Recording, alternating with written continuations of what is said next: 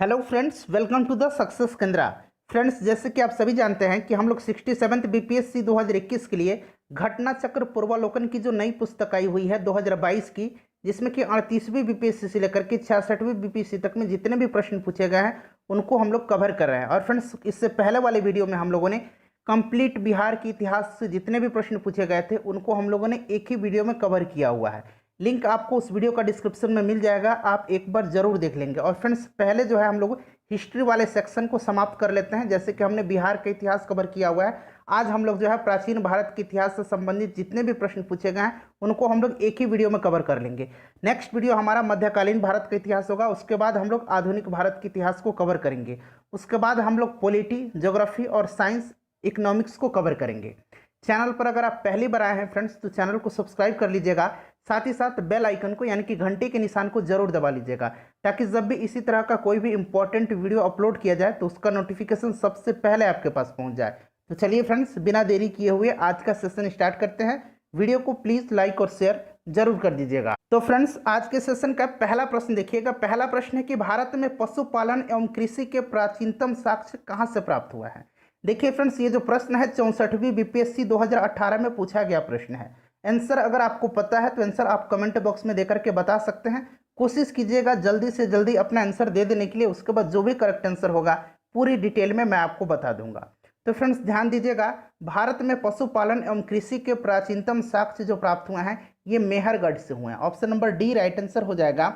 मेहरगढ़ जो है यह पाकिस्तान के बलूचिस्तान क्षेत्र में है और मेहरगढ़ से गेहूं और जौ की खेती तथा भेड़ एवं बकरी के पालन प्रारंभ करने का साक्ष्य मिलता है। तो इसको भी आप साथ साथ ध्यान रखेंगे। उसके बाद दूसरा प्रश्न देखिएगा कि निम्नलिखित में से किसको कैल्कोलिथिक युग भी कहा जाता है। कैल्कोलिथिक युग कहा जाता है किसको? राइट आंसर इसका ऑप्शन नंबर सी हो जाएगा, ताम्रपाषाण युग। ताम्रपाषाण युग को कैल्कोलिथिक युग भी कहा जाता है। जिन संस्कृतियों में तांबे के औजार के साथ ही पत्थर के बने हुए उपकरणों का प्रचलन मिलता है उन्हें प्रायः ताम्रपाषाणिक संस्कृतियां कहा जाता है। अगला प्रश्न देखिएगा, तीसरा प्रश्न हमारा है कि हड़प्पा में मिट्टी के बर्तनों पर सामान्यतः किस रंग का उपयोग हुआ था। तो राइट आंसर इसका हो जाएगा लाल रंग। चौथा प्रश्न है कि सिंधु घाटी सभ्यता निम्नलिखित में से किस युग में पड़ता है। तो फ्रेंड्स, राइट आंसर जो है इसका ऑप्शन नंबर डी हो जाएगा, आधे ऐतिहासिक काल।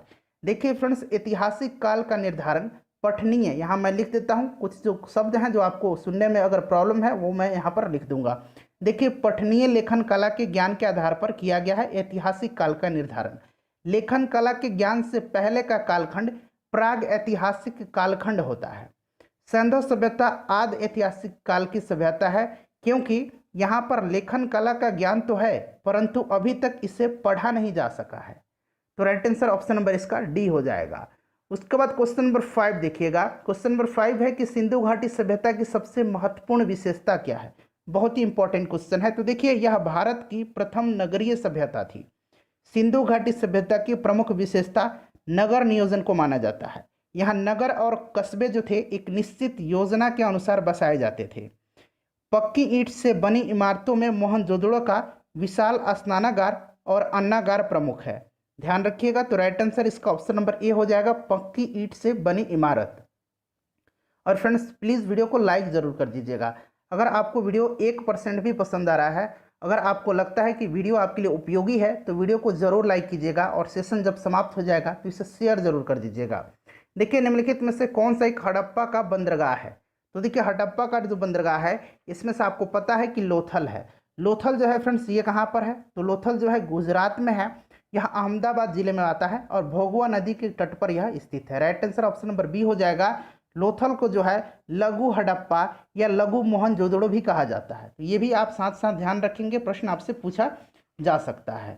चलिए अगला क्वेश्चन देखिएगा। क्वेश्चन नंबर 7 है कि निम्न में से किस हड़प्पा कालीन स्थल से टेराकोटा का हल प्राप्त हुआ है। टेराकोटा का हल जो है फ्रेंड्स यह प्राप्त कहाँ से हुआ है? तो यह प्राप्त हुआ है बनावली से। Option number B right answer हो जाएगा। बनावली जो है यह हरियाणा के फतेहाबाद जिले में स्थित है। क्लियर। चलिए नेक्स्ट क्वेश्चन देखिएगा कि निम्न में से किस हड़प्पन नगर में जूते हुए खेतों का निशान मिले हैं। तो जूते हुए जो खेत के निशान मिले हैं यह मिले हैं कहाँ से? कालीबंगा से। ध्यान रखेंगे, कालीबंगा से मिले हैं। बहुत ही इंपॉर्टेंट है। कालीबंगा जो है राजस्थान की हनुमानगढ़ जिले में घग्गर नदी के किनारे पर स्थित है और यहीं से जूते हुए खेत के साक्ष्य मिले हैं। उसके अलावा यहाँ से जो है युगल समाधान के प्रमाण मिला है।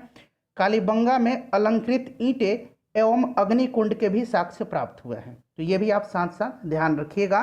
क्वेश्चन नंबर 9 देख लीजिए कि निम्नलिखित में से कौन हड़प्पा और मोहनजोदड़ो के उत्खनन से संबंधित नहीं थे। संबंधित नहीं पूछा गया है, तो इनमें से जो संबंधित नहीं थे वो कौन थे फ्रेंड्स? वो थे V.A. Smith. Option number D right answer हो जाएगा। V.A. स्मिथ जो थे ये हड़प्पा सभ्यता की खोज से संबंधित नहीं थे, बल्कि ये भारतविद एवं एक कला इतिहासकार के रूप में प्रसिद्ध थे। क्लियर है। बाकी आप जानते हैं रखाल दास बनर्जी। तो फ्रेंड्स रखाल दास बनर्जी, दयाराम सहनी, ये सब जो है जुड़े हुए हैं। KN दीक्षित भी हैं और MS वत्स भी जो है ये हड़प्पन और मोहनजोदड़ो के उत्खनन से संबंधित हैं। तो राइट आंसर इसका ऑप्शन नंबर डी हो जाएगा। क्वेश्चन नंबर 10 देखिएगा कि बोजक-कोई का महत्व इसलिए है क्योंकि, तो देखिए ध्यान से सुनिएगा फ्रेंड्स। देखिए यह जो बोजक-कोई है यह एशिया माइनर मध्य एशिया में स्थित है। क्लियर है। और यहाँ से 14वीं शताब्दी ईसा पूर्व के कुछ अभिलेख मिले हैं जिसमें कि ऐसे राजाओं का उल्लेख आया है जिनके नाम आर्यों जैसे थे और जो संधियों के साक्ष्यों तथा रक्षा के लिए इंद्र, मित्र, वरुण इन सभी देवताओं का आह्वान करते थे। इससे ज्ञात होता है कि वैदिक आर्य ईरान से ही होकर के भारत आए होंगे। तो देखिए राइट आंसर इसका ऑप्शन नंबर ए हो जाएगा। वहाँ जो अभिलेख प्राप्त हुए हैं उनमें वैदिक देवी एवं देवताओं का वर्णन मिलता है। नेक्स्ट क्वेश्चन देखिएगा कि प्रसिद्ध 10 राजाओं का युद्ध किस नदी के तट पर लड़ा गया था। तो इसको एक और नाम से जाना जाता है दशराग्य युद्ध। यहाँ ऐसे लिखा कभी कभी आपको मिलेगा दशराग्य युद्ध। इसका मतलब क्या होता है? 10 राजाओं का युद्ध। ठीक है फ्रेंड्स, यह लड़ा गया था पुरुषनी नदी के तट पर। किसके तट पर? पुरुषनी नदी के तट पर। ऑप्शन नंबर डी हो जाएगा। पुरुषनी नदी अब वर्तमान में जो है रावी नदी के नाम से जानी जाती है। क्लियर है, ध्यान रखेंगे। चलिए नेक्स्ट क्वेश्चन देख लीजिएगा। अगला प्रश्न है हमारा क्वेश्चन नंबर 12 कि ऋग्वेद का कौन सा मंडल पूर्णतः सोम को समर्पित है। बहुत ही अच्छा प्रश्न है, कई बार पूछा गया है, बताइए। तो फ्रेंड्स इसका राइट आंसर जो है ऑप्शन नंबर सी हो जाएगा, 9वें मंडल। अच्छा फ्रेंड्स, आपको पता है कि टोटल ऋग्वेद में कितने मंडल हैं? तो ऋग्वेद में टोटल 10 मंडल हैं। ध्यान रखिएगा फ्रेंड्स, पूछा जाएगा। गायत्री मंत्र जिसकी रचना जो है विश्वामित्र ने किया है, इसका उल्लेख ऋग्वेद के 3रे मंडल में है। ठीक है फ्रेंड्स, पूछा जा सकता है 7वां मंडल में जो है ये किस देवता को समर्पित है? तो वरुण को समर्पित है। यह जो है वरुण देवता को समर्पित है 7वां मंडल। क्लियर। 10वें मंडल में जो है, इसमें 10वें मंडल जो कि सबसे बाद का है, इसमें जो है पुरुष सूक्त के चारों वर्ण पुरोहित, राजन्य, वैश्य एवं शूद्र का वर्णन मिलता है। तो सबको ध्यान रखिएगा। उसके बाद 13 नंबर देखिएगा कि ऋग्वेद संहिता का 9वां मंडल पूर्णतः किसको समर्पित है। तो फ्रेंड्स अभी आपको मैंने बताया है कि 9वां मंडल जो है यह किसको समर्पित है। तो राइट आंसर जो हो जाएगा यह हो जाएगा सोम और इस पे पर नामकृत देवता का। क्लियर है। चलिए नेक्स्ट क्वेश्चन देख लीजिएगा। क्वेश्चन नंबर 14 है कि गायत्री मंत्र किस पुस्तक में मिलता है। तो गायत्री मंत्र जो है यह ऋग्वेद में उल्लिखित है और इसके रचनाकार विश्वामित्र हैं और यह मंत्र जो है ऋग्वेद के 3रे मंडल में वर्णित है, 3रे मंडल में। ठीक है, ध्यान रखेंगे। तो राइट आंसर इसका जो है ऋग्वेद हो जाएगा। उसके बाद नेक्स्ट क्वेश्चन देखिएगा क्वेश्चन नंबर 15 कि निम्न में से किस भारतीय दर्शन ने परमाणु सिद्धांत का प्रतिपादन किया है। तो परमाणु सिद्धांत का प्रतिपादन जो किया गया है यह हुआ है वैशेषिक दर्शन में। तो राइट आंसर वैशेषिक दर्शन हो जाएगा। और इसके जो है प्रवर्तक कौन थे? तो इसके प्रवर्तक महर्षि कनाद थे। ठीक है, ध्यान रखेंगे, महर्षि कनाद थे। उसके बाद अगर हम बात करें योग दर्शन के प्रवर्तक तो ये पतंजलि थे। सांख्य दर्शक के अगर बात करें तो सांख्य दर्शन के कौन थे? सांख्य दर्शन के कपिल मुनि थे। ठीक है, और न्याय दर्शन के गौतम थे। क्लियर। चलिए अगला क्वेश्चन देखिएगा कि महावीर स्वामी का जन्म कहाँ हुआ था। तो देखिए महावीर स्वामी का जन्म जो है यह कुंडग्राम या कुंडलपुर में जो वैशाली के निकट है वहीं पर हुआ था। तो राइट आंसर इसका ऑप्शन नंबर ए हो जाएगा, कुंडग्राम। क्लियर। चलिए नेक्स्ट क्वेश्चन देखिएगा। और फ्रेंड्स यहाँ से आप ध्यान रखेंगे कि महावीर का माता और पिता का नाम पूछा जा सकता है। तो महावीर के जो माता थी इनका नाम त्रिशला था और इनके पिता का नाम क्या था?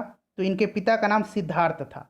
इनकी पत्नी का नाम भी याद रखेंगे, इनकी पत्नी का नाम यशोदा था और इनकी जो पुत्री थी उनका नाम था प्रियदर्शना। ठीक है। चलिए नेक्स्ट क्वेश्चन देख लीजिएगा कि महावीर जैन की मृत्यु निम्नलिखित में से किस नगर में हुई थी। तो देखिए फ्रेंड्स इनकी मृत्यु जो हुई थी ये कहाँ पर हुई थी। तो देखिए महावीर के जन्म और मृत्यु थोड़ा सा इसमें जो लेकर है कि भ्रम है, तो थोड़ा सा क्लियर मैं यहाँ पर कर देता हूँ। देखिए महावीर स्वामी जी थे ये गौतम बुद्ध से पहले के थे। तो गौतम बुद्ध का जो है ये बिल्कुल सही लिखा गया है सभी जगह। गौतम बुद्ध का जन्म कब हुआ था? तो 563 ईसा पूर्व में। थोड़ा सा यहाँ ध्यान देंगे, 563 ईसा पूर्व में। और महावीर का जन्म लिखा जाता है कब? तो महावीर का जन्म लिखा जाता है 540 ईसा पूर्व। तो बताइए कि 540 ईसा पूर्व पहले आया है या 563 ईसा पूर्व पहले आया है? तो सीधी सी बात है, 563 ईसा पूर्व पहले आया है। ईसा पूर्व की बात हो रही है, उसके बाद ये पीछे की तरफ आता है घटते हुए, और 540 तो बाद आया है। तो महावीर अगर जब पहले हैं, गौतम बुद्ध से पहले इनका जन्म हुआ है, तो फिर ये 540 कैसे हो जाएगा? ये एनसीईआरटी में जो है गलत उल्लिखित किया गया है, जिसके चलते यह भ्रम पैदा हुआ है। दरअसल जो है महावीर जैन का जन्म जो है ये 599 ईसा पूर्व में हुआ था, ठीक है। और गौतम बुद्ध का जन्म बिल्कुल सही आपने अब तक पढ़ा है 563 ईसा पूर्व, ठीक है। तो आप ध्यान रखेंगे, अगर आपसे पूछा जाए कि महावीर जैन का जो है यानी महावीर स्वामी का, तो 599 ईसा पूर्व में। ध्यान रखिएगा, इनकी मृत्यु जो हुई थी 72 वर्ष की आयु में जो है राजगृह के समीप स्थित पावापुरी नामक स्थान पर हुई थी, 527 ईसा पूर्व में, ठीक है, 72 वर्ष की उम्र में। तो राइट आंसर इसका क्या हो जाएगा? ऑप्शन नंबर सी हो जाएगा, पावापुरी। क्लियर। चलिए नेक्स्ट क्वेश्चन देखिएगा कि भगवान महावीर का प्रथम शिष्य कौन थे? तो प्रथम शिष्य जो थे इनके दामाद थे, इनकी जो पुत्री थी प्रियदर्शना, उन्हीं की पति थे जमाली। तो राइट आंसर ऑप्शन नंबर ए हो जाएगा, जमाली। नेक्स्ट क्वेश्चन देखिएगा, क्वेश्चन नंबर 19 कि निम्नलिखित में से कौन सबसे पूर्वकालिक जैन ग्रंथ कहलाता है? सबसे पूर्वकालिक जैन ग्रंथ जो है यह कहलाता है 14 पूर्व। 14 पूर्व जो है यह प्राचीनतम जैन ग्रंथ है। ऑप्शन नंबर इसका सी राइट आंसर हो जाएगा, ध्यान रखिएगा। क्लियर है फ्रेंड्स। चलिए नेक्स्ट क्वेश्चन देखिएगा। अगला क्वेश्चन हमारा कि महात्मा बुद्ध ने अपना पहला धर्मचक्र परिवर्तन किस स्थान पर दिया था? बहुत ही इंपॉर्टेंट क्वेश्चन है। तो बताइए फ्रेंड्स राइट आंसर इसका क्या हो जाएगा? देखिए, महात्मा बुद्ध को जब ज्ञान प्राप्ति हुई, तो ज्ञान प्राप्ति के बाद इन्होंने अपना पहला प्रवचन जो है, पहला इन्होंने जो उपदेश दिया था वो कहाँ पर दिया था? वो इन्होंने दिया था ऋषिपत्तनम में। ऋषिपत्तनम जिसको कि सारनाथ कहा जाता है, और वहाँ पर इन्होंने 5 ब्राह्मण सन्यासियों को पहला उपदेश दिया था। इस प्रथम उपदेश को धर्मचक्र परिवर्तन कहा जाता है। यह उपदेश दुख, दुख के कारणों, दुख का अंत और उनके समाधान से संबंधित था। इसे 4 आर्य सत्य भी कहा जाता है, 4 आर्य सत्य भी कहा जाता है, ध्यान रखेंगे। क्लियर। चलिए नेक्स्ट क्वेश्चन देखिएगा कि महात्मा बुद्ध का परिनिर्वाण कहाँ हुआ था? महात्मा बुद्ध का परिनिर्वाण जो है 483 ईसा पूर्व में। कब? 483 ईसा पूर्व में जो है फ्रेंड्स 80 वर्ष की अवस्था में इन्होंने शरीर का त्याग किया था, और बौद्ध ग्रंथों में इसे जो है महापरिनिर्वाण कहा जाता है। तो ये कहाँ पर हुआ था? तो ये इनको कुशीनगर में। Option number C right answer हो जाएगा, ध्यान रखिएगा, ठीक है। चलिए नेक्स्ट क्वेश्चन देखिएगा कि त्रिपिटक किसकी धार्मिक पुस्तक है? 3 पिटक है। 3 पिटक में कौन कौन सी पिटक है? तो ध्यान रखेंगे, विनय पिटक। विनय पिटक में संघ संबंधी नियम तथा आचार की शिक्षाएं हैं। सुत्त पिटक, दूसरा पिटक सुत्त पिटक है, और इसमें महात्मा बुद्ध के वचन का संकलन है। अभिधम्म पिटक, इसमें दार्शनिक सिद्धांत दिए गए हैं। तीनों पिटकों की भाषा जो है ये पाली है। और फ्रेंड्स ये जो है किस धर्म की पुस्तक है? तो यह बौद्ध धर्म राइट आंसर हो जाएगा। चलिए नेक्स्ट क्वेश्चन देखिएगा, क्वेश्चन नंबर अब 23 का रहा है। देखिए यहाँ पर ए है, ऑप्शन बी है, सी है, डी है और ई है, ठीक है। तो देखिए इसमें पूछा गया है कि त्रिरत्न या 3 रत्न जैसे सटीक ज्ञान, सच्ची आस्था और सटीक क्रिया निम्न में से किससे संबंधित है? तो फ्रेंड्स त्रिरत्न जो है यह संबंधित है जैन धर्म से। Option number C right answer इसका हो जाएगा, ठीक है फ्रेंड्स, जैन धर्म से संबंधित है। और ये त्रिरत्न जो है इसमें बताया गया है कि जैन धर्म के मोक्ष के लिए 3 साधन आवश्यक बताए गए हैं, सम्यक दर्शन, सम्यक चरित्र और सम्यक ज्ञान, ठीक है।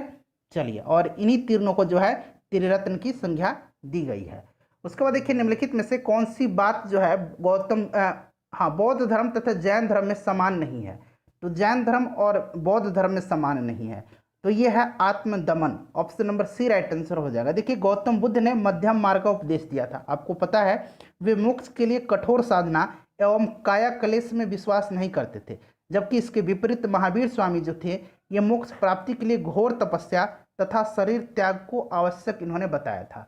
तो इसमें आत्मा के दमन को लेकर के इनमें मतभेद है। इसमें जो है राइट आंसर हो जाएगा ऑप्शन नंबर इसका सी। बोध गया में बोधि वृक्ष अपने वंश की किस पीढ़ी का है? ये भी जो है विवादित प्रश्न है।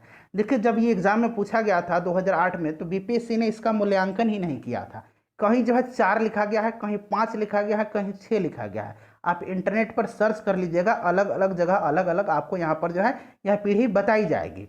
लेकिन बिहार सरकार का जो है पर्यटन विभाग, उसकी वेबसाइट पर जो है आपको 5वीं पीढ़ी का बताया जाएगा। तो हम 5वीं पीढ़ी को ही मान करके चलेंगे, क्योंकि बिहार सरकार की वेबसाइट पर है, ये ऑफिशियल वेबसाइट है उनका, तो आप मान के चलिए 5वीं पीढ़ी की है। क्लियर। और फ्रेंड्स ये जो आप देख सकते हैं बोधि वृक्ष जो है, यह महाबोधि मंदिर जो उस समय स्थित थी, उस समय की नहीं है जहाँ इनको गौतम बुद्ध को ज्ञान प्राप्त हुआ था।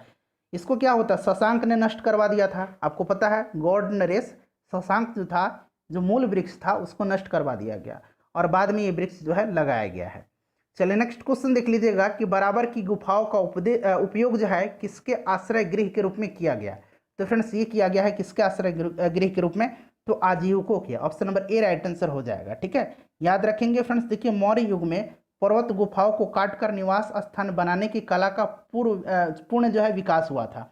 अशोक तथा उसके जो पौत्र था दशरथ, उसी के समय बराबर तथा नागार्जुनी पहाड़ी को काट करके आजीविकों के लिए आवास बनाए गए थे। क्लियर। चलिए नेक्स्ट क्वेश्चन देख लीजिएगा कि आजीवक संप्रदाय के संस्थापक कौन थे। तो ये थे friends Makhali Gosal. Option number C right answer हो जाएगा। प्रारंभ में मखली गोसाल जो थे ये फ्रेंड्स महावीर के शिष्य थे, किंतु बाद में मतभेद के चलते इन्होंने महावीर की शिष्यता त्याग दिया और आजीवक नामक स्वतंत्र संप्रदाय की स्थापना की। नेक्स्ट क्वेश्चन देखिएगा कि पाटलिपुत्र के संस्थापक थे। पाटलिपुत्र के जो संस्थापक थे ये आपसे पूछा जा रहा है। तो पाटलिपुत्र की स्थापना किसने किया था, तो अजात शत्रु का जो उत्तराधिकारी था उदयन, अजात शत्रु का पुत्र था उदयन। इसी ने जो है फ्रेंड्स यहाँ पर जो है गंगा और सोन नदी के संगम पर एक किला बनाकर की थी इसकी स्थापना। ठीक है, और इसे जो है मगध साम्राज्य की राजधानी बनाया था। पहले राजधानी राजगृह थी। राजगृह से पूछा जाता है कि पाटलिपुत्र राजधानी किसने लाया, तो ये उदयन ने लाया था, ध्यान रखेंगे। क्लियर। तो राइट आंसर इसका उदयन हो जाएगा। उसके बाद नेक्स्ट क्वेश्चन देखिएगा, और फ्रेंड्स उदयन किस वंश का था, जरा आप मुझे कमेंट करके बताइएगा। ठीक है, चलिए किस शासक द्वारा सर्वप्रथम पाटलिपुत्र का राजधानी के रूप में चयन किया गया, तो ये उदयन के द्वारा अभी हम लोगों ने डिस्कस किया है। निम्नलिखित में से किस राजा ने पाटलिपुत्र बसाया था, तो ये उदयन ने। Option number D correct answer हो जाएगा। उसके बाद देखिए विश्व का पहला गणतंत्र वैशाली में किसके द्वारा स्थापित किया गया था, बहुत ही इंपॉर्टेंट क्वेश्चन है। तो विश्व में जो है वैशाली में लिच्छवियों ने जो है पहला गणतंत्र स्थापित किया था। राइट आंसर इसका हो जाएगा लिच्छवी, ऑप्शन नंबर डी। ध्यान रखेंगे पूछा जाता है। फ्रेंड्स प्लीज़ वीडियो को लाइक जरूर कर दीजिएगा। और यहाँ रेगुलर बीपीएससी हो या बिहार दरोगा हो, बिहार का कोई भी एग्जाम हो, हमारे चैनल के माध्यम से आपको कंटिन्यू स्टडी मटेरियल प्रोवाइड कराए जाएंगे हमेशा के लिए, जो कोई भी एग्जाम हो। इसीलिए सब्सक्राइब जरूर कर लीजिएगा और घंटी के निशान को देखिए, जब तक आप बेल आइकन जो है उसको नहीं दबाइएगा तब तक नोटिफिकेशन नहीं आपके पास पहुंच पाएगा। तो इसको जरूर दबा लीजिएगा जो घंटी के निशान दिखता है। चलिए देखिए मगध की प्रारंभिक राजधानी कौन सी, तो प्रारंभिक राजधानी जो थी ये राजगृह थी, गिरिव्रज थी, ध्यान रखेंगे। ठीक है, चलिए नेक्स्ट क्वेश्चन देख लीजिएगा। अगला क्वेश्चन हमारा कि अजात शत्रु के वंश का नाम क्या था, तो अजात शत्रु का पुत्र कौन था बताइए, उदयन था। और अजात शत्रु किसका पुत्र था, तो ये बिंबिसार का पुत्र था, याद रहेगा आपको। तो देखिए बिंबिसार की हत्या कर दिया अजात शत्रु ने अपने पिता की, और मगध की गद्दी पर बैठता है। फिर अजात शत्रु की हत्या इसकी पुत्र ने उदयन ने कर दिया। इसीलिए इस वंश को जो क्या कहा जाता है, हरेंक वंश जो है इसको कहा जाता है पितृहंता वंश। ठीक है फ्रेंड्स। और देखिए इस वंश का जो सबसे आखिरी शासक था, इस वंश की स्थापना किसने किया था, तो बिंबिसार ने किया था। इतना याद हो गया। बिंबिसार इस वंश का संस्थापक था और उसका पुत्र अजातशत्रु ने बिंबिसार की हत्या कर दी, मगध की गद्दी पर बैठा। फिर अजातशत्रु का पुत्र उदयन ने इसकी हत्या कर दी और मगध की गद्दी पर बैठा। इस वंश का आखिरी शासक का नाम जो था वो नागदशक था, ध्यान रखिएगा पूछा जा सकता है। ठीक है फ्रेंड्स। चलिए अगला क्वेश्चन दिखेगा कि सैंड्रोकोटस से चंद्रगुप्त मौर्य की पहचान किसने की है। सैंड्रोकोटस से चंद्रगुप्त मौर्य की पहचान जो है ये विलियम जोन्स ने किया। Option number A right answer हो जाएगा। क्लियर, ध्यान रखिएगा। और देखिए एरियन और प्लूटार्क, ठीक है यहाँ मैं लिखता हूँ एरियन और प्लूटार्क। एरियन और प्लूटार्क ने चंद्रगुप्त मौर्य को एंड्रोकोटस, यहाँ पर तो सैंड्रोकोटस है, एंड्रोकोटस, ठीक है एंड्रो और यहाँ पर कोटस लिखा हुआ है, तो एंड्रोकोटस के रूप में वर्णित किया है। क्लियर। और सैंड्रोकोटस के रूप में चंद्रगुप्त मौर्य की पहचान विलियम जोन्स ने किया, तो दोनों ध्यान रखेंगे। उसके बाद देखिए ब्राह्मणी लिपि को सर्वप्रथम किसने पढ़ा था, तो ब्राह्मणी लिपि को सर्वप्रथम किसने पढ़ा था, तो ये पढ़ा था जेम्स प्रिंसेप ने। Option number D right answer हो जाएगा। जेम्स प्रिंसेप जो था ये 1837 ईस्वी में जो है इसने ब्राह्मणी लिपि को पढ़ा था। क्लियर। चलिए, किंतु जो है इसने लेखों में जो इसने अशोक का अभिलेख पढ़ा था उसमें जो है देवनाम पीय जो था उसका पहचान इन्होंने सिंघल के राजा से कर दिया था। कालांतर में चल करके यह तथ्य प्रकाश में आया कि सिंहली अनुश्रुतियों दीपवंश तथा महावंश में यह उपाधि अशोक के लिए प्रयुक्त हुई थी। तो पढ़ा किसने था? जेम्स प्रिंसेप ने। ध्यान रखिएगा। चलिए, अगला क्वेश्चन देखिएगा कि मेगास्थनीज का जो पुस्तक है उसका नाम क्या है। बहुत इंपॉर्टेंट क्वेश्चन है। तो मेगास्थनीज की जो पुस्तक है इसका नाम क्या है? इंडिका है। इससे जो है पाटलिपुत्र के नगर प्रशासन का वर्णन इसमें मिलता है और इसके अनुसार जो है पाटलिपुत्र नगर प्रशासन जो है इसमें टोटल 6 समितियां थी और एक समिति में 5 सदस्य होते थे, यानी कि टोटल 30 सदस्यों वाली 6 समितियां होती थी। ध्यान रखेंगे। चलिए, राइट आंसर इसका क्या हो जाएगा? Indica. Option number D right answer हो जाएगा। मेगास्थनीज, ठीक है, यह सेल्यूकस निकटर का राजदूत था जो कि चंद्रगुप्त मौर्य के दरबार में आया हुआ था। इंडिका का लेखक कौन था? तो ये मेगास्थनीज हो जाएगा। Option number B right answer हो जाएगा। मेगास्थनीज किसका दूत था? तो सेल्यूकस निकेटर का। अभी मैंने आपको बता दिया। Option number A right answer बिल्कुल इसका हो जाएगा। अंतिम मौर्य सम्राट पूछा गया। अंतिम मौर्य सम्राट कौन था? तो अंतिम जो मौर्य सम्राट था, अच्छा, मौर्य सम्राट की मौर्य साम्राज्य का स्थापना किसने किया था? मौर्य वंश जो था इसका संस्थापक चंद्रगुप्त मौर्य था। अंतिम जो था ये बृहद्रथ था। Option number D right answer हो जाएगा। बृहद्रथ की हत्या जो है इसके सेनापति पुष्यमित्र शुंग के द्वारा कर दी गई थी। क्लियर। और पुष्यमित्र शुंग ने जो है आपको पता है शुंग वंश की स्थापना किया। नेक्स्ट क्वेश्चन देखिएगा कि किस अभिलेख में रुद्रदामन प्रथम की विभिन्न उपलब्धियां वर्णित है। रुद्रदामन की, फ्रेंड्स पिछले वर्ष जिन लोगों ने ये जो घटना चक्र का हमारा सीरीज था कवर किया हुआ है उनको इसकी जो है इंपॉर्टेंस पता है। मैक्सिमम क्वेश्चन लड़े थे, तो प्रीवियस ईयर में लड़ जाते हैं क्वेश्चन बीपीएससी में, तो एक बार आपको ध्यानपूर्वक देखना चाहिए। तो देखिए, किस अभिलेख में रुद्रदामन प्रथम की जो है विभिन्न उपलब्धियां वर्णित हैं? तो यह जो है गुजरात के जूनागढ़ का अभिलेख है। राइट आंसर ऑप्शन नंबर इसका ए हो जाएगा। ठीक है फ्रेंड्स, ध्यान रखेंगे। और इसी अभिलेख पर जो है अशोक के 14 प्रज्ञापनों की एक प्रति तथा स्कंद गुप्त के 2 लेख भी खुदे हुए हैं। क्लियर। चलिए, नेक्स्ट क्वेश्चन देखिएगा। अगला क्वेश्चन हमारा कि निम्नलिखित राजाओं में से किसका जैन धर्म के प्रति भारी झुकाव था? तो ये राजा था खारवेल।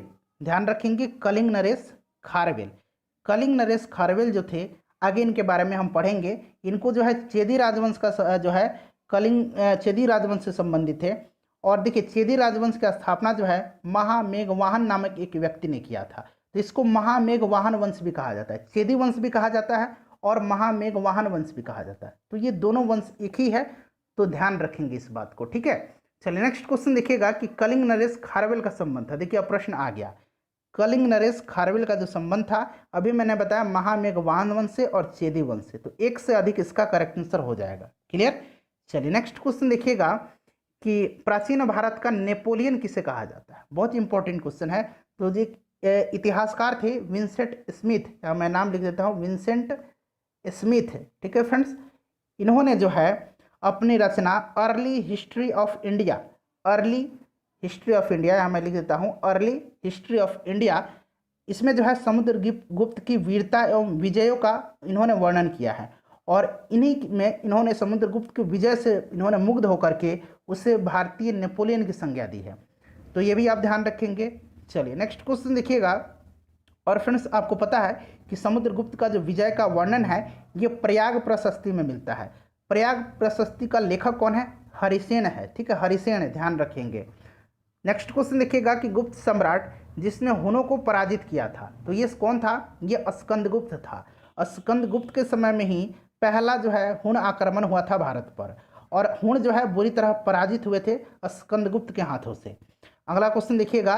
नेक्स्ट क्वेश्चन हमारा है कि किस प्रकार की भूमि को अप्रहत कहा जाता है। तो अप्रहत टर्म जो आया है ये आया है फ्रेंड्स किस युग में? तो गुप्त काल में। ठीक है, गुप्त काल में जो है बिना जोती हुई जो जंगली भूमि होती थी उसको कहा जाता था अप्रहत भूमि। Option number A right answer इसका हो जाएगा। ध्यान रखेंगे, इंपॉर्टेंट है। उसके बाद नेक्स्ट क्वेश्चन देखिएगा। अगला क्वेश्चन है कि चीनी यात्री सुंग जो है यह भारत की यात्रा कब किया था। तो यहाँ पर देखिए सुंग यून जो है ये भारत की यात्रा कब किया था? तो 515 से लेकर के 520।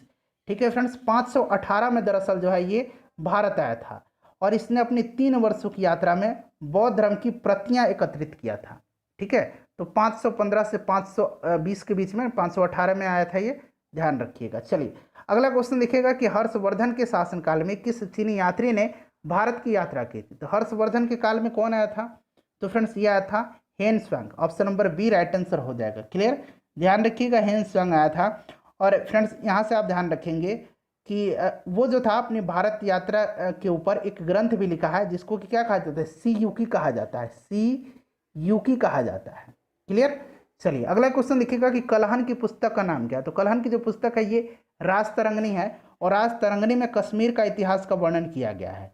क्लियर है, और इस ग्रंथ की रचना जो है कलहन ने जयसिंह के शासनकाल में किया था। किसके काल में पूरा किया था? जयसिंह के शासनकाल में। ये भी आप ध्यान रखेंगे। ठीक है, उदंतपुरी शिक्षा केंद्र निम्न में से किस राज्य में अवस्थित था? उदंतपुरी शिक्षा केंद्र जो है यह किस राज्य में अवस्थित था? तो उदंतपुरी के बारे में जान लीजिए। उदंतपुरी जो था इससे उदनापुर भी कहा जाता था। क्या कहा जाता था? उदनापुर। ठीक है फ्रेंड्स, और यह जो है प्राचीन काल में एक प्रमुख शिक्षा का केंद्र हुआ करता था। यह बिहार में स्थित था और इसकी स्थापना जो है पाल वंश का जो प्रथम शासक था गोपाल, पाल वंश का जो संस्थापक था गोपाल, इसी ने किया था। क्लियर, चलिए अगला क्वेश्चन देखिएगा। तो राइट आंसर इसका बिहार हो जाएगा, ध्यान रखिएगा। नेक्स्ट क्वेश्चन देखिएगा, कर्नाट वंश का संस्थापक कौन था? कर्नाट वंश का कई बार पूछा गया प्रश्न, देख लीजिए यहाँ पर। अभी रिसेंट 2016 में ही कुछ दिन पहले जो एग्जाम हुआ था 4-5 साल पहले, तो पूछा गया है।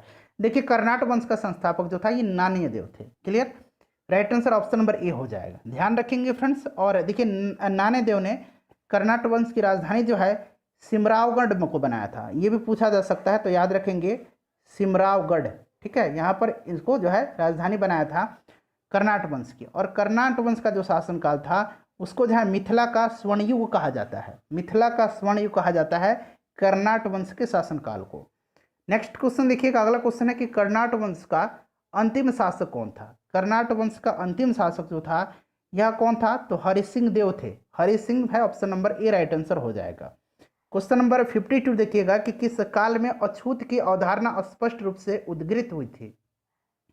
तो ये जो हुई थी ये धर्मशास्त्र के समय में हुई थी। ठीक है, राइट आंसर इसका ऑप्शन नंबर डी हो जाएगा। धर्मशास्त्र के समय 4 वर्ण ब्राह्मण, क्षत्रिय, वैश्य एवं शूद्र के अतिरिक्त समाज में एक अनेक जातियां हुआ करती थी। तो राइट आंसर जो है इसका ऑप्शन नंबर डी हो जाएगा। उसके बाद देखिए कनिष्क के शासनकाल में बौद्ध सभा किस नगर में आयोजित हुई थी? तो आपको पता है कश्मीर के कुंडलवन में हुई थी फ्रेंड्स। ठीक है, और ये चौथी सभा थी, तो ध्यान रखेंगे। क्लियर, चलिए आगे बढ़ते हैं। और फ्रेंड्स आपको पता है ना कि पहली बौद्ध संगति जो है ये बुद्ध की मृत्यु के तत्काल बाद राजगृह के सप्तपर्णी गुफा में हुई थी। ठीक है, और उस समय मगध का शासक कौन था? अजातशत्रु था। नेक्स्ट क्वेश्चन देखिएगा कि भगवान बुद्ध के महापरिनिर्वाण के बाद पहली बौद्ध संगति, तो ये कहाँ हुई थी? अभी आपको बताया राजगृह में हुआ था। किसके शासनकाल में? अजातशत्रु के शासनकाल में, ध्यान रखिएगा। दूसरी बौद्ध संगति कालाशोक के शासनकाल में वैशाली में, तीसरी अशोक के शासनकाल में पाटलिपुत्र में, चौथी कनिष्क के शासनकाल में कश्मीर में। नेक्स्ट क्वेश्चन देखिएगा फ्रेंड्स कि बुद्ध के जीवन की 4 महत्वपूर्ण घटनाओं और उनसे संबंधित 4 स्थानों का नीचे उल्लेख है। या 2 स्तंभ में दिया गया है, 1 और 2 में आपको इसको जो है सुमेलित करना है। तो चलिए सुमेलित कर लेते हैं। तो देखिए फ्रेंड्स अगर हम बात करें तो जन्म जो है ये कहाँ इनका हुआ था? तो याद रखेंगे जन्म जो है फ्रेंड्स इनका कहाँ हुआ था? लुम्बिनी में हुआ था। इनको ज्ञान प्राप्ति कहाँ हुई थी? तो बोध गया में, प्रथम प्रवचन सारनाथ में और निधन कुशीनगर में। तो मिला लीजिएगा आंसर आप लोग, मेरे ख्याल से इसका ऑप्शन नंबर सी हो जाएगा। चलिए अगला क्वेश्चन देखिएगा कि बोध गया में महाबोधि मंदिर बनाया गया था। तो महाबोधि मंदिर बनाया गया था कहाँ पे? तो ये बनाया गया था गौतम बुद्ध को, जहाँ ज्ञान प्राप्त हुआ था। तो राइट आंसर इसका ऑप्शन नंबर बी हो जाएगा। और फ्रेंड्स वर्ष 2002 में, ध्यान रखेंगे, वर्ष 2002 में यूनेस्को द्वारा यह विश्व धरोहर स्थल भी बना। ठीक है, चलिए महाबोधि मंदिर। नेक्स्ट क्वेश्चन हमारा है कि गौतम बुद्ध को एक देवता का स्थान किस राजा के युग में प्राप्त हुआ? तो कनिष्क के शासनकाल में जो चौथी बौद्ध संगति हुई थी उसी के पश्चात जो है हीनयान और महायान शाखा में जो है 2 विभाग में विभक्त हो गया यह धर्म। और महायान शाखा में बुद्ध जो थे इनको देवता माना गया और उनकी पूजा की जाने लगी। इसी के साथ जितने भी बोधिसत्व थे, मैं यहाँ पर लिख देता हूँ बोधिसत्व। ठीक है, जितने भी बोधिसत्व थे उनकी भी पूजा प्रारंभ हो गई। तो ये किसके काल में हो जाएगा? कनिष्क के काल में। ठीक है, नेक्स्ट क्वेश्चन देखिएगा कि ईसा पूर्व 6ठी शताब्दी में विश्व की प्रथम गणतंत्रात्मक व्यवस्था कहाँ हुई थी? तो ये अभी थोड़ी देर पहले हम लोगों ने इसको डिस्कस किया हुआ था, वैशाली में। नेक्स्ट क्वेश्चन देखिए कि 16 महाजनपदों की सूची उपलब्ध है। तो यह बौद्ध ग्रंथ अंगुत्तर निकाय, वहीं जैन ग्रंथ पूछा जाता तो भगवती सूत्र। ध्यान रखेंगे भगवती सूत्र में 16 महाजनपदों की सूची मिलती है, किंतु वहां कुछ नाम जो है भिन्न प्रकार से दिए गए हैं। राइट आंसर जो है ऑप्शन नंबर बी हो जाएगा। ध्यान रखिएगा। नालंदा विश्वविद्यालय की स्थापना का युग, तो नालंदा विश्वविद्यालय की स्थापना जो है यह हुई थी किसके गुप्त काल में हुई थी, और इसके संस्थापक का नाम क्या था बताइए? तो कुमारगुप्त। कौन थे? कुमारगुप्त थे। ध्यान रखेंगे, ठीक है। चलिए नेक्स्ट क्वेश्चन देखिएगा। अगला क्वेश्चन है कि नालंदा विश्वविद्यालय किस लिए विश्व प्रसिद्ध था? तो फ्रेंड्स ये प्रसिद्ध किस लिए था? तो ये बौद्ध धर्म दर्शन के लिए। ऑप्शन नंबर सी सही आंसर इसका हो जाएगा। क्लियर। और यहाँ पर देखिए यह बौद्ध धर्म दर्शन के लिए तो प्रसिद्ध था, और उसी के अध्ययन के लिए चीनी यात्री हेनत्सुआंग यहाँ आया हुआ था। मध्यकालीन भारत में मनसबदारी व्यवस्था क्यों लागू की गई थी? तो देखिए मनसबदारी व्यवस्था जो थी एक विशिष्ट प्रकार की प्रशासनिक व्यवस्था थी, जिसका प्रचलन मुगल शासक अकबर के द्वारा किया गया था। मनसब जो है 3 बातें निर्धारित होती थी। पदाधिकारी की वरीयता का क्रम, दूसरा वेतनमान, और तीसरा सैनिक उत्तरदायित्व। तो राइट आंसर इसका हो जाएगा सैनिक की सुगमता से भर्ती हेतु, ठीक है। चलिए, और पूछा जाता है कि चंगेज खान ने मनसबदारी कहाँ से ग्रहण किया था? तो ये चंगेज खान से, ठीक है। नेक्स्ट क्वेश्चन देखिएगा 63 नंबर क्वेश्चन है कि नीचे 2 वक्तव्य दिए गए हैं, जिनमें एक कथन ए है और दूसरा आर है। दोनों को ध्यानपूर्वक पढ़ें और बताना है आपको। यहाँ पर देखिए कथन ए में कहा गया है कि 12वीं शताब्दी के अंत तक नालंदा महाविहार का पतन हो गया, और यहाँ रीजन में कहा जा रहा है कारण में कि महाविहार को राजकीय प्रश्रय मिलना बंद हो गया था। तो देखिए फ्रेंड्स इसका जो राइट आंसर होगा वो ऑप्शन नंबर क्या हो जाएगा? यहाँ पर देख लीजिएगा ऑप्शन नीचे दिया गया है। कथन आपने पढ़ लिया, ऑप्शन इसका बी हो जाएगा। बी में क्या दिया गया है कि दोनों ए और आर सही हैं, परंतु जो रीजन दिया गया ना वो कथन का सही व्याख्या नहीं करता है। क्यों नहीं करता है भाई? तो इसके बारे में भी हम जान लेते हैं। देखिए फ्रेंड्स 12वीं शताब्दी के अंत तक मुस्लिम आक्रमण के फलस्वरूप जो था महाविहार का पतन हो गया था, ये बात तो सही है। बंगाल के पाल शासकों द्वारा विक्रमशिला विश्वविद्यालय को संरक्षण देने के फलस्वरूप नालंदा का महत्व घट गया था, ठीक है। इसीलिए जो है राइट आंसर इसका बी हो जाएगा। दोनों सही है, लेकिन आर जो है यह एक ही सही व्याख्या नहीं कर रहा है। उसके बाद देखिए प्रथम मगध साम्राज्य का उत्कर्ष किस शताब्दी में हुआ था? तो ये आपको पता है फ्रेंड्स कि ईसा पूर्व 6ठी शताब्दी में हुआ था। ऑप्शन नंबर बी बिल्कुल इसका करेक्ट आंसर हो जाएगा। नेक्स्ट क्वेश्चन देखिएगा कि मगध की राजधानी कौन सी थी? तो देखिए इसमें प्रश्न में क्या है कि पाटलिपुत्र भी थी और गिरिब्रज भी थी। ना ही इसमें पूछा गया है कि प्राचीन मगध की राजधानी, ठीक है, मगध की प्राचीन राजधानी। अगर प्राचीन पूछ दिया जाता कि मगध की प्राचीन राजधानी, तब तो गिरिब्रज हो ही जाता, लेकिन इसमें कुछ भी नहीं कहा गया। तो इसके हिसाब से ऑप्शन नंबर ई उस समय उपलब्ध नहीं था, लेकिन अब तो आपके पास उपलब्ध है। तो ऑप्शन नंबर ई इसका आंसर हो जाएगा। इनमें से कोई नहीं या इनमें से एक से अधिक, ठीक है। उपयुक्त में से कोई नहीं या उपयुक्त में से एक से अधिक, तो दोनों हैं, ध्यान रखेंगे।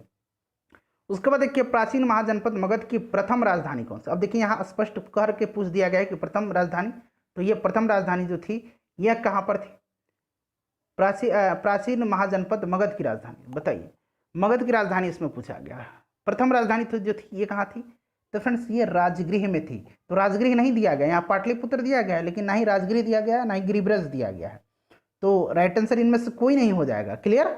चलिए नेक्स्ट क्वेश्चन देख लीजिएगा कि नंद वंश के पश्चात मगध पर किस वंश ने शासन किया? तो नंद वंश का जो आखिरी शासक था वो कौन था?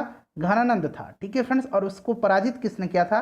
तो चंद्रगुप्त मौर्य ने जो है उसको पराजित कर करके मगध पर मौर्य वंश की स्थापना की थी। किसकी सहायता से? तो चाणक्य की सहायता से। तो राइट आंसर इसका ऑप्शन नंबर ए हो जाएगा, ध्यान रखिएगा।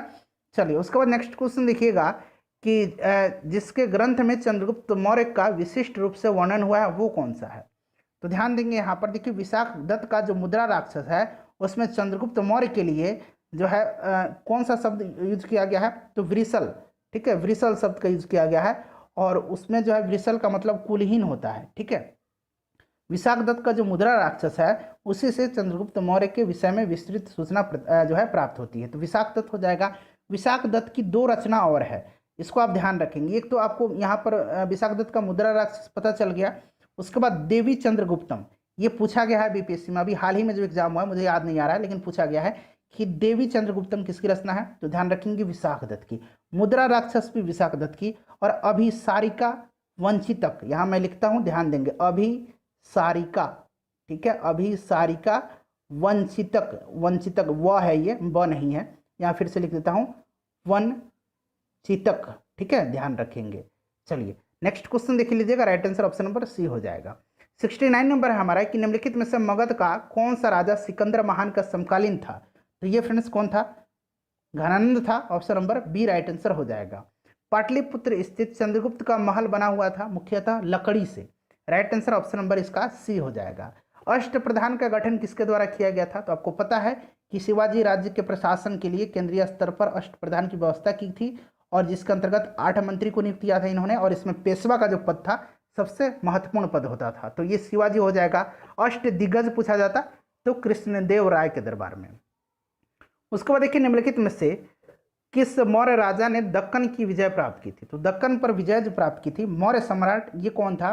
तो फ्रेंड्स ये मौर्य सम्राट चंद्रगुप्त मौर्य था। ठीक है, ध्यान रखेंगे। और फ्रेंड्स दक्षिण भारत की जो विजय की सूचना है यह किससे प्राप्त होती है। तो यह अशोक के अभिलेख, जैन एवं तमिल साक्ष्यों से यह सूचना प्राप्त होती है। चंद्रगुप्त मौर्य ने जो है दक्कन पर विजय प्राप्त की थी। नेक्स्ट क्वेश्चन देखिएगा कि अभिलेख जिसमें यह प्रमाणित होता है कि चंद्रगुप्त का प्रभाव पश्चिम भारत पर था, वह कौन सा अभिलेख है। तो वह जो अभिलेख है वह है रुद्रदामन का जूनागढ़ का अभिलेख। ऑप्शन नंबर जो है ये सी राइट आंसर हो जाएगा। नेक्स्ट क्वेश्चन हमारा है कि निम्नलिखित में से कौन सा क्षेत्र अशोक के साम्राज्य में सम्मिलित नहीं था। तो अशोक के साम्राज्य में जो था ये श्रीलंका सम्मिलित नहीं था। Option number C right answer हो जाएगा। ठीक है फ्रेंड्स, ध्यान रखेंगे, बहुत ही इंपॉर्टेंट क्वेश्चन है। चलिए नेक्स्ट क्वेश्चन हमारा देख लीजिएगा कि अशोक के शासनकाल में बौद्ध सभा किस नगर में आयोजित की गई थी। तो बौद्ध सभा जो है ये आयोजित की गई थी पाटलिपुत्र में। दूसरी बौद्ध संगति थी, क्लियर, ध्यान रखिएगा। ठीक है, मोगलीपुत्र तीस की अध्यक्षता में। नेक्स्ट क्वेश्चन देखिएगा, तीसरी बौद्ध संगति, दूसरी नहीं माफ कीजिएगा, तीसरी बौद्ध संगति जो थी ये पाटलिपुत्र में मोगलीपुत्र तीस की अध्यक्षता में जो हुई थी ये अशोक के शासनकाल में हुई थी। और दूसरी जो हुई थी वो कालाशोक के शासनकाल में हुई थी। अशोक के शिलालेखों पर में प्रयुक्त भाषा कौन सी है। तो अशोक के शिलालेख में जो है जो अधिकांश अभिलेख जो है उसमें प्राकृत भाषा और ब्राह्मणी लिपि में लिखे हुए हैं। ठीक है, केवल 2 अभिलेख जो हैं उसमें जो है फ्रेंड्स उसमें ब्राह्मणी न होकर के खरोष्टी लिपि में वो लिखी गई है। ठीक है, तक्षशिला से अरमाइक लिपि में भी लिखा गया, भग्न अभिलेख एक प्राप्त हुआ है।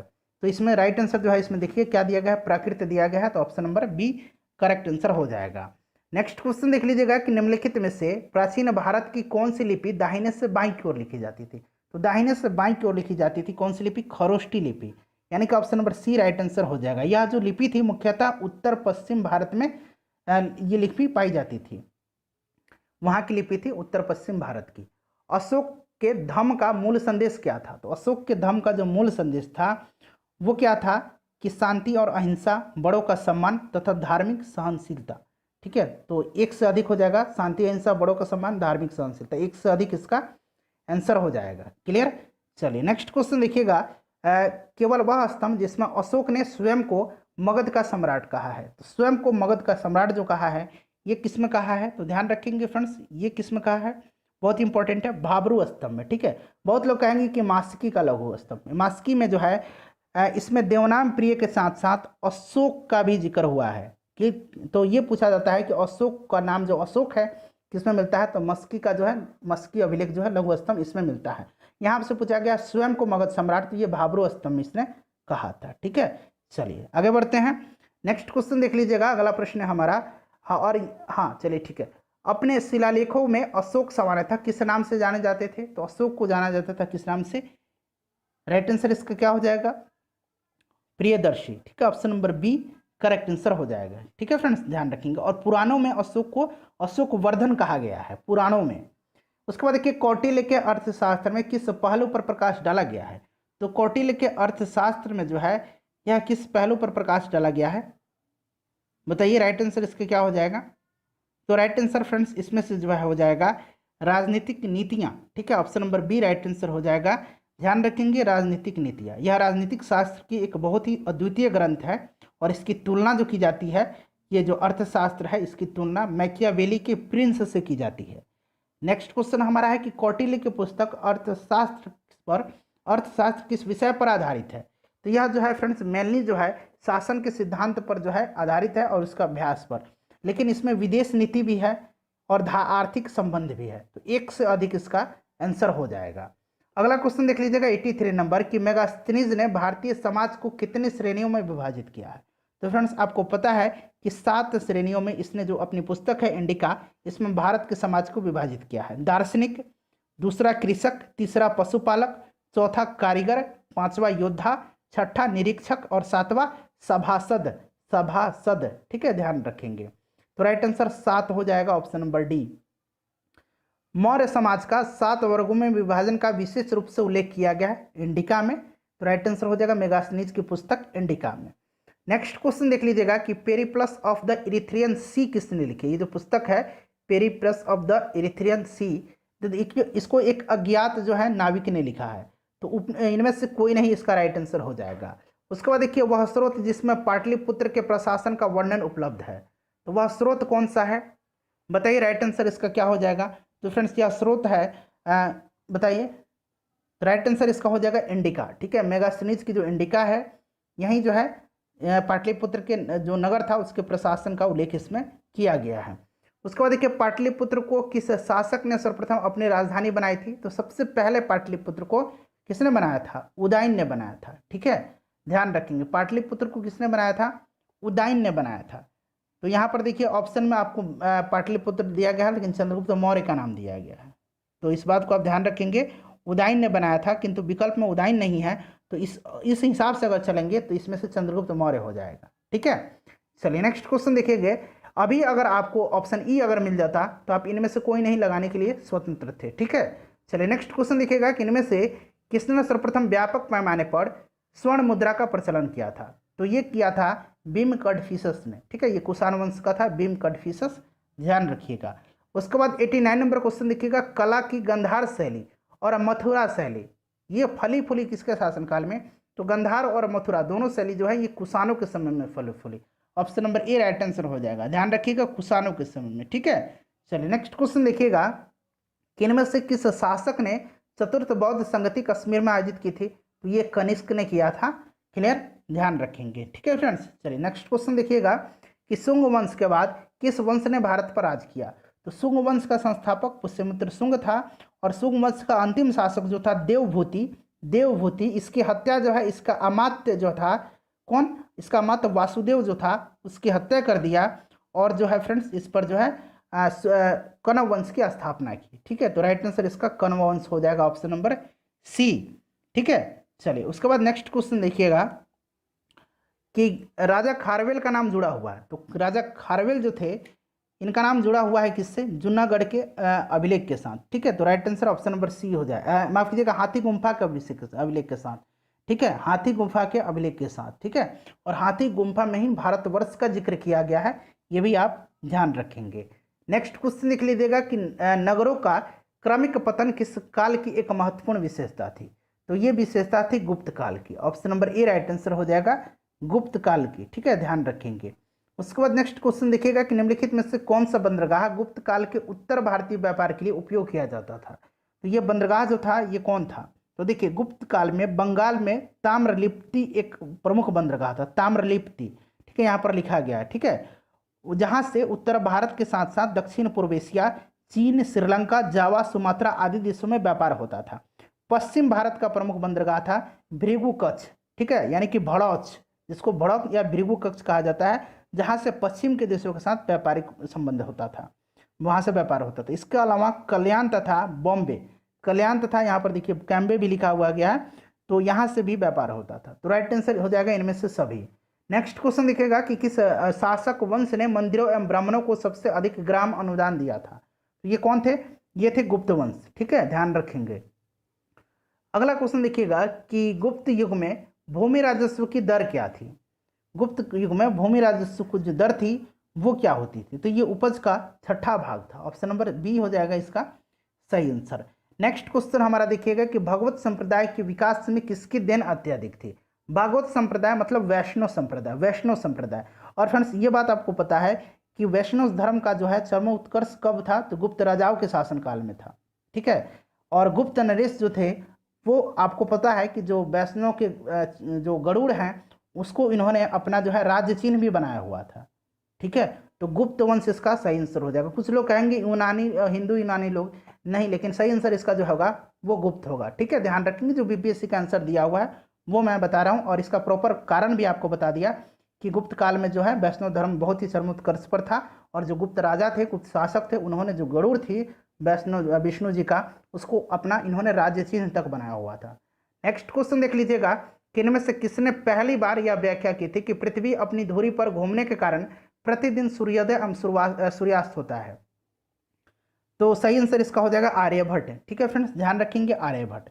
आर्यभट्ट जो थे ये किसके दरबार में रहते थे? तो चंद्रगुप्त द्वितीय के, यानी कि जिनको चंद्रगुप्त विक्रमादित्य कहा जाता है। ठीक है, चलिए नेक्स्ट क्वेश्चन देख लीजिएगा कि इनमें से कौन गुप्त काल में औषधि के क्षेत्र में अपने कार्य के लिए जाने जाते थे? तो ये जाने जाते थे कौन? तो फ्रेंड्स राइट आंसर जो है इसका ऑप्शन नंबर ए हो जाएगा। देखिए सुश्रुत जो थे इनको शल्य क्रिया का जनक माना जाता है।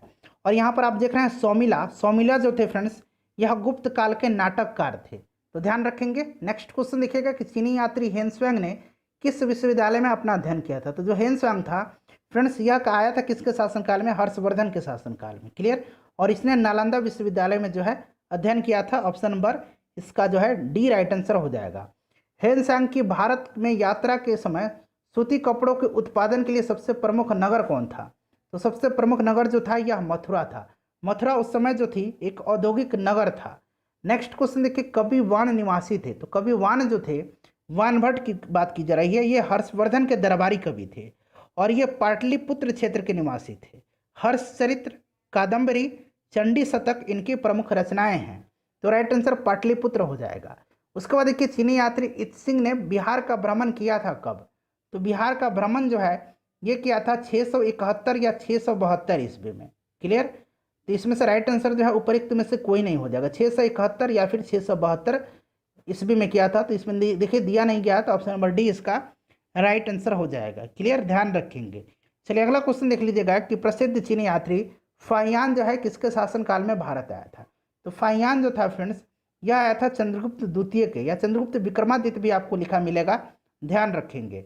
नेक्स्ट क्वेश्चन हमारा है कि नालंदा विश्वविद्यालय के संस्थापक कौन थे? तो नालंदा विश्वविद्यालय के जो संस्थापक थे ये कुमारगुप्त थे। Option number B right answer हो जाएगा। ठीक है फ्रेंड्स, चलिए अगला क्वेश्चन देखिएगा कि ताम्रपत्र लेख दर्शाते हैं कि प्राचीन काल में बिहार के राजाओं का संपर्क था। तो बिहार के राजाओं का जो संपर्क था वो किससे था? तो ये जावा और सुमात्रा से था। Option number D right answer इसका हो जाएगा, ध्यान रखिएगा। चलिए नेक्स्ट क्वेश्चन देख लीजिएगा कि स्वर्ण भूमि का वह राजा कौन था जिसने नालंदा में एक बौद्ध विहार की स्थापना की तथा उसके रखरखाव हेतु अपने दूत द्वारा देवपाल से 5 गांव दान देने के लिए प्रार्थना किया था? तो ये राजा जो था ये कौन था फ्रेंड्स?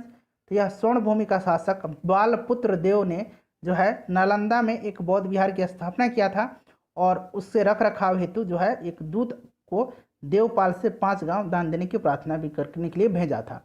तो राइट आंसर इसका बालपुत्र देव हो जाएगा, ऑप्शन नंबर सी। उसके बाद नेक्स्ट क्वेश्चन देखिएगा कि नालंदा विश्वविद्यालय के विनाश के कारण क्या था? तो विनाश का कारण जो था फ्रेंड्स ये बख्तियार खिलजी था। बख्तियार खिलजी के अधीन ही तुर्क मुस्लिम आक्रमणकारियों के द्वारा जो है इसको नष्ट किया गया था। तो मुसलमान इसका करेक्ट आंसर हो जाएगा। उसके बाद देखिए खजुराहो मंदिर स्थापत्य के निर्माण में सहयोगी थे। तो ये जो सहयोगी थे ये चंदेल राजाओं ने जो है खजुराहो के मंदिरों का निर्माण करवाया था, आपको याद होगा। ठीक है, चलिए खजुराहो मध्य प्रदेश के छतरपुर जिले में स्थित है। नेक्स्ट क्वेश्चन देखिएगा, कंदरिया महादेव मंदिर का निर्माण जो है आपने सुना होगा किसने कराया है? तो चंदेल राजा धंगदेव ने करवाया है। विक्रमशिला शिक्षा केंद्र का संस्थापक कौन था? तो विक्रमशिला का संस्थापक जो था ये धर्मपाल था। क्लियर, धर्मपाल था, ध्यान रखेंगे। विक्रमशिला विश्वविद्यालय बिहार के भागलपुर जिले में स्थित है। उसके बाद नेक्स्ट क्वेश्चन देखिएगा कि निम्नलिखित राजवंशों में से किसका उल्लेख संगम साहित्य में नहीं हुआ है? संगम साहित्य में जो है कदम का नहीं हुआ है। चेर, चोल और पांड्य हमने पढ़ा हुआ है लूसेंट में, कदम का नहीं हुआ है, ध्यान रखिएगा, इंपॉर्टेंट है।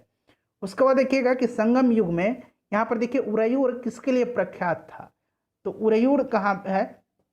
तो देखिए फ्रेंड्स उरैयूर जो था यह तमिलनाडु के अभी भी तिरुचिरापल्ली में अवस्थित कावेरी नदी के तट पर संगम कालीन जो था एक राजधानी थी। ठीक है, तो ये राजधानी थी और यहाँ से जो था फ्रेंड्स उरैयूर के पास से जो है कपास तथा सूती वस्त्र का जो है यहाँ से व्यापार होता था। यह सूती वस्त्र का बहुत बड़ा केंद्र था। तो राइट आंसर हो जाएगा कपास के व्यापार का महत्वपूर्ण केंद्र था। नेक्स्ट क्वेश्चन देखिएगा कि मुद्रा राक्षस के लेखक निम्न में से कौन है? तो मुद्रा राक्षस के लेखक जो है फ्रेंड्स ये कौन है? तो राइट आंसर इसका हो जाएगा विशाख दत्त। अगला क्वेश्चन है पृथ्वीराज रासो के लेखक कौन है? तो पृथ्वीराज रासो के लेखक जो है यह चंद्रवरदाई। ऑप्शन नंबर डी सही आंसर हो जाएगा। ये जो थे चंद्रवरदाई, ये कौन थे? तो ये चौहान वंश के शासक पृथ्वीराज तृतीय के दरबारी कवि थे। पृथ्वीराज तृतीय के ये दरबारी कवि थे। नेक्स्ट क्वेश्चन देखिए, स्वप्न वासदाता के लेखक कौन है? स्वप्न वासदाता के लेखक कौन है? तो फ्रेंड्स इसको लिखा किसने है? भास ने लिखा है, ध्यान रखिएगा। उसके बाद देखिएगा कुमार संभव जो है, कुमार संभव, ये महाकाव्य किस कवि ने लिखा है? तो कुमार संभव को लिखा है कालिदास ने। 117 नंबर देखिए कि उस स्रोत का नाम बतलाए जहां जो प्राचीन भारत के व्यापारिक मार्गों पर मौन है। तो यह है फ्रेंड्स मिलिंद पन्हो। दरअसल मिलिंद पन्हो क्या है? तो यह पाली भाषा में बौद्ध भिक्षु नागसेन द्वारा लिखित जो है मिलिंद पन्हो। इसमें क्या है कि नागसेन और जो हिंद यवन शासक था मिनांडर, उसी के बीच का जो वार्तालाप है उसका वर्णन इसमें किया गया है। नेक्स्ट क्वेश्चन देख लीजिएगा कि हर्षचरित नामक पुस्तक किसने लिखा? इसका आंसर आप मुझे कमेंट करके बताइए। और देखिए फ्रेंड्स टोटल 121 प्रश्न हम लोग इसमें कवर करेंगे। बताइएगा कि कितने प्रश्न आपके सही भी हुए हैं। उसके बाद देखिए चोल काल किसके लिए प्रसिद्ध था? तो चोल काल जो था ये प्रसिद्ध किसके लिए था? तो ये अपना जो इनका ग्राम पंचायत था, स्थानीय स्वशासन थी, इसके लिए ये जो था प्रसिद्ध था, स्थानीय स्वशासन। ठीक है। नेक्स्ट क्वेश्चन देखिए कि वह कौन सा मध्यकालीन भारतीय साम्राज्य व्यापक स्तर पर स्थानीय स्वशासन के लिए प्रसिद्ध था? तो यह तो था चोल था, अभी हमने पढ़ा हुआ है। उसके बाद देखिए 121 नंबर और आखिरी प्रश्न है फ्रेंड्स आज का हमारा। यह प्रश्न कह रहा है कि दक्षिण भारत के मंदिरों का आकर्षक द्वार क्या कहलाते थे? तो ये द्वार कहलाते थे gopuram. Option number B right answer हो जाएगा। नेक्स्ट जो हमारा वीडियो होगा वो मध्यकालीन भारत के इतिहास पर होगा। तो फ्रेंड्स चैनल को सब्सक्राइब कर लीजिएगा, बेल आइकन को दबा दीजिएगा, वीडियो को प्लीज़ लाइक और शेयर जरूर कर दीजिएगा।